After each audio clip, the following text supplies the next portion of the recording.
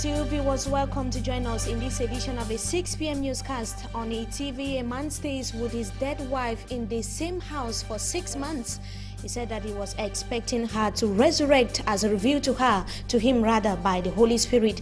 And also in this newscast, the twin elections are in 2 days. Political parties are multiplying strategies across the country and here in the economic capital, Douala, while the ruling CPD and political party wants to maintain its grip of all the council areas and parliamentary seats. The CPP, the APF, and Social Democratic Front of Nijon Front want to be given a chance.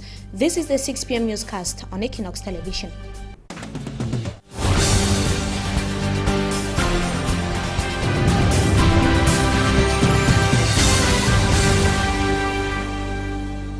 Good evening to you viewers. Welcome to join us in this edition of the 6 p.m. newscast on Equinox Television. Let's begin right away here in the country's economic capital, Douala. Like we announced in the headlines, a man is being detained at the Gendarmerie Brigade in Bonaberry after he was caught living in the same house with the mortal remains of the wife who died 6 months ago. The man, who is a Pentecostal Christian, said he was expecting the wife's resurrection. Pamela Ndikong tells us more in the following report.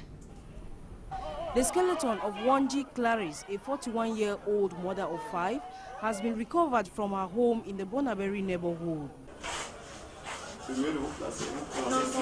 The remains of this woman, who died 6 months ago, was placed in her matrimonial bed by her husband, who claimed that he was led by the Spirit of God to do so.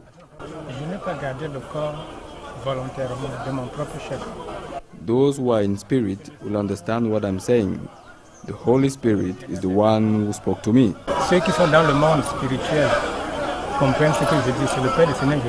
The husband of the deceased continued by saying he had a revelation from God that his wife will come back to life someday. We have been living with the corpse because we believe she will come back. In the beginning, it was hard and difficult because of the flies and other, but later we learned to cope with it. Family members of the deceased say communication between them and their daughter was cut up since she and her husband joined a Pentecostal church. He does not allow our family members to enter his room. Even the children, he doesn't allow them. We did not even know that she is dead. The mortal remains of the woman has been taken to the Bonasaman District Hospital mortuary, while the husband was arrested by law enforcement officers. The man says he was expecting the wife's resurrection as revealed to him by the Holy Spirit. Meantime, inhabitants of the Cité here in the Douala 2 municipality are still in the dark despite calls for officials of the electricity distributing company to look into the situation. Anson Chanji tells us in the following report that the situation has been going on for 2 weeks now. His report. Life in Cité has become unbearable for locals. Any device that uses electricity has gone silent for over 2 weeks now. The people have been living in total blackout. Cyber cafes have been closed. On paye la connexion. La connexion est du genre mensuel. C'est en train de s'écouler à la fin du mois. This operator says, though there is no electricity, they still have to pay connection fee. Hence, working on deficit. On a appelé, on appelle tous les jours, on nous promet que le lendemain ça serait He fait, mais rien. explained that they have complained several times to electricity officials, but nothing has been done. Another inhabitant of Cité Berge explained to us that the situation becomes unbearable, especially in the night, when mosquitoes take advantage of the absence of light and do their job on their bodies. Children are unable to study at night.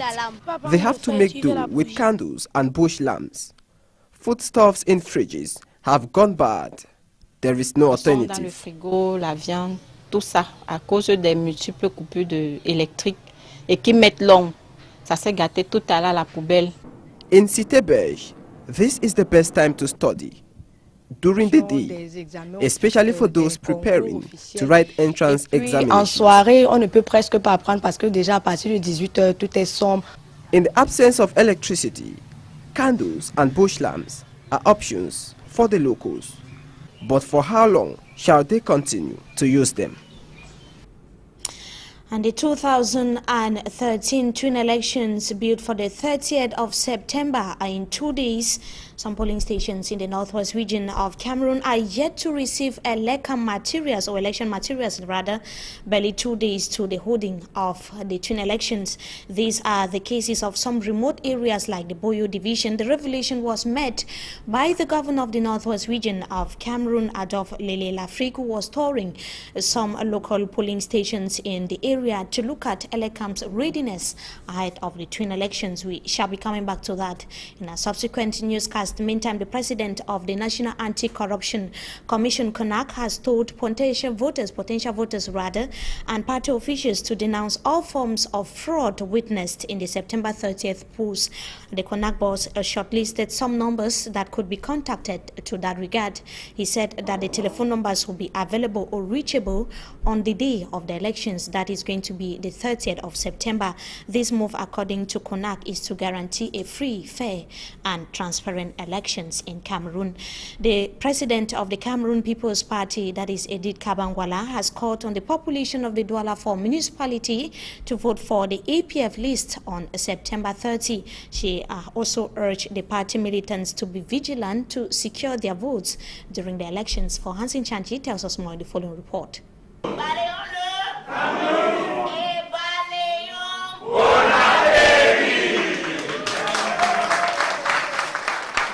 It is under the coalition of 5 political opposition parties in Douala, baptized and given the name Republican Pact, that the Alliance of Progressive Forces, the APF, emerged as contestant for the Douala 4 Municipal Council. The UDC of Ndamjoya, PADEC of Momo Jean de Dieu, Unified UPC, and CPP of Kawala are all supporting the APF in the Douala 4 area. Kawala of CPP has therefore urged the population of Douala 4 to vote massively for the APF list. We are all behind this AFP list, asking you to vote for AFP come 30th of September. On Monday, you vote the orange ballot paper so that we can be sure to have this council in the hands of the true opposition by next week. The Alliance of Progressive Forces, the party that put the people first, according to their manifesto, has promised to rehabilitate and create secondary roads in Bonaberi to solve the problems of congestion. They have also promised inhabitants and supporters that they will solve the problems of poor health, lack of security and tribalism, which they say is a cankerworm that has eaten deep into the bone marrow of Douala 4.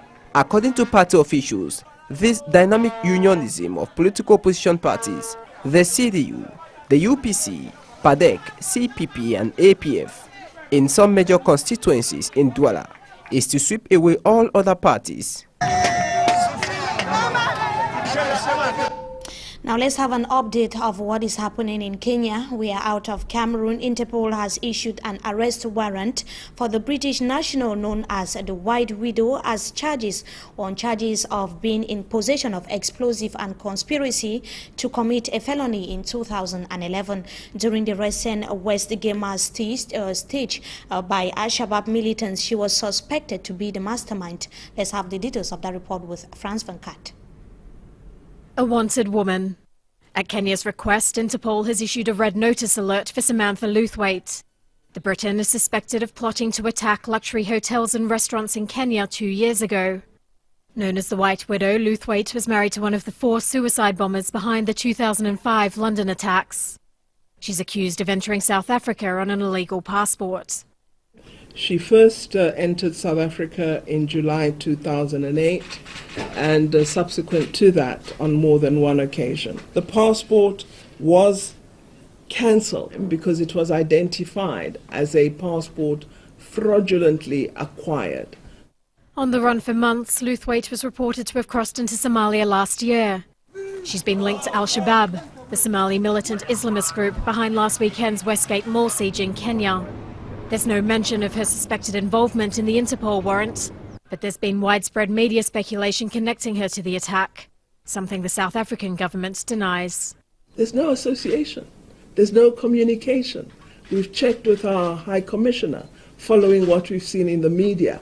Has there been an approach by the Kenyan government? The answer from our High Commissioner is no. However, British police say Luthwaite is the possible suspect in Saturday's deadly siege.